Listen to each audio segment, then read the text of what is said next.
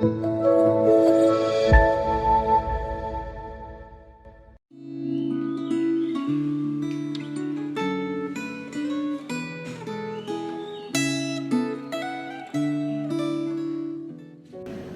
sejahtera jemaat GKY dimanapun saudara berada. Shalom. Kembali kita jumpa di dalam perenungan refleksi Gema hari ini Selasa 5 Oktober 2021. Saudara-saudara kiranya tetap semangat di dalam Tuhan dan terus bertumbuh menjadi murid Kristus yang sejati menjelang kedatangan Kristus yang kian mendekat. Mari saudara-saudara, sebelum kita merenungkan akan kebenaran firman Tuhan, terlebih dulu kita berdoa. Sesungguhnya bukan karena kuat dan gagahnya kami, sehingga kami boleh hidup sebagaimana adanya saat ini ya Tuhan. Semata-mata itu karena anugerah dan kekuatan yang Tuhan berikan kepada setiap kami. Oh Tuhan, berkatilah setiap kami yang hari ini merindukan akan kebenaran firman-Mu. Kiranya firman-Mu hari ini menjadi kekuatan bagi setiap kami untuk hidup melakukan segala titah-Mu. Terpujilah nama Tuhan kami Yesus Kristus.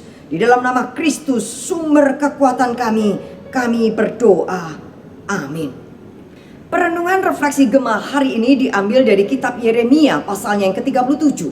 Saya akan membacakan ayat 1, ayat 2 dan ayatnya yang ke-8.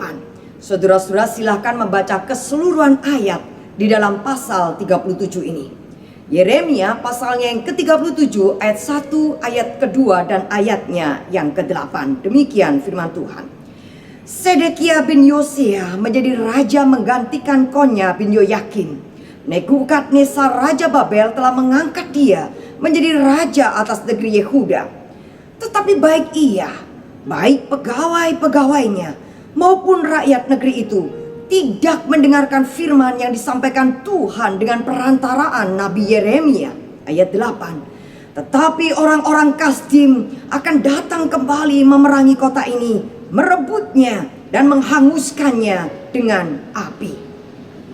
Saudara-saudara, kisah pengangkatan Sedekia menjadi raja Yehuda terakhir di dalam bagian ini dicatat juga di dalam kitab 2 Raja-Raja pasal 24. Dan juga di dalam kitab 2 Tawadik pasalnya yang ke-36 ayat 10 dan seterusnya. Di situ dituliskan bagaimana Sedekia ditunjuk oleh Nebukadnezar untuk menggantikan Yoyakim, anak daripada Raja Yoyakim saudaranya, yang dibuang ke Babel setelah 3 bulan lamanya memerintah sebagai Raja Yehuda. Di dalam perikop yang kita baca ini kita melihat kehidupan Sedekia, Raja Yehuda yang terakhir ini ternyata sama bebalnya dengan raja pendulunya, yaitu Yoyakim. Contoh kekebalan daripada Sedekia ini dicatat di dalam ayat yang kedua, yaitu ia tidak mendengarkan firman yang disampaikan Tuhan dengan perantaraan Nabi Yeremia. Saudara-saudara, tidak mendengarkan firman bukan berarti tidak mendengar firman. Mendengarkan itu di dalam sebuah pengertian harusnya pay attention, yang artinya harus memperhatikan dengan seksama. Tidak sekedar mendengar atau asal-asalan mendengar, tetapi mempunyai sebuah pengertian yang lebih dalam. Mendengarkan itu adalah memperhatikan dengan baik. Mendengarkan itu menyimak apa yang didengar, dan ada respon setelah mendengar. Raja Sedekia tidak mendengarkan firman yang disampaikan Tuhan melalui Nabi Yeremia. Itu menunjukkan Sedekia tidak menuruti, tidak mentaati apa yang menjadi pesan Tuhan di dalam hidupnya. Ia lebih memilih hidup menurut keinginan hatinya, memilih hidup menuruti apa yang menjadi keinginannya, hidup menjalankan apa yang menjadi ambisi pribadinya semata. Di dalam kitab 2 Tawarik, saudara, kita bisa melihat akan catatan yang cukup detail mengenai kehidupan dan perilaku daripada Sedekia yang menyimpang jauh daripada Tuhan. Dituliskan bagaimana ia adalah orang yang tidak menghormati Tuhan, dengan tidak menghormati nabi-nabi yang diutus Tuhan kepada dirinya.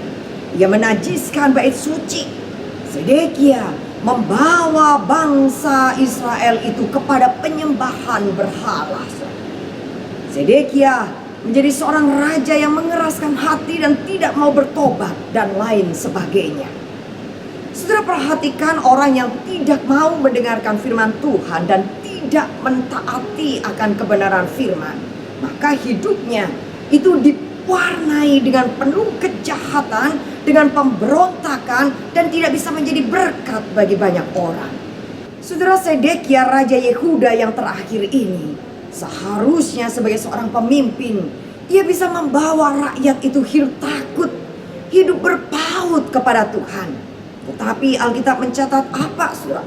Ayat yang kedua, oleh karena dia tidak mendengarkan firman, maka ia juga membawa para pegawainya, membawa seluruh rakyatnya juga menjadi orang-orang yang tidak mau mendengarkan firman, menjadi orang-orang yang tidak menaati firman di dalam hidupnya.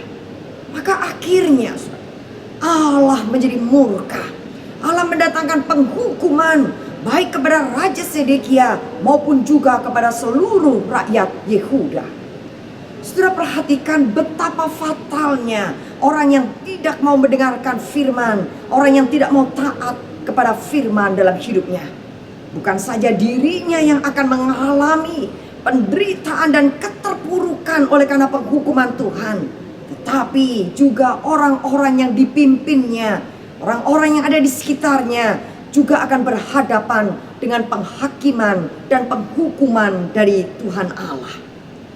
Saudara, Alkitab mencatat, karena Zedekia telah melakukan apa yang jahat di mata Tuhan, maka Tuhan menghukum Zedekia. Saudara, ia ditangkap, matanya dicungkil, saudara. Kemudian anak-anaknya itu dibunuh di depan matanya.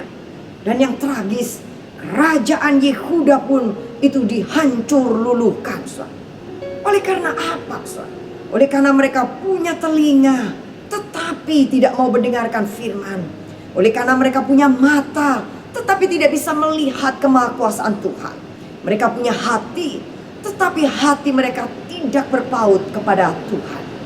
Saudara, sesungguhnya episode kehidupan Zedekia ini merupakan peringatan keras bagi setiap kita orang percaya.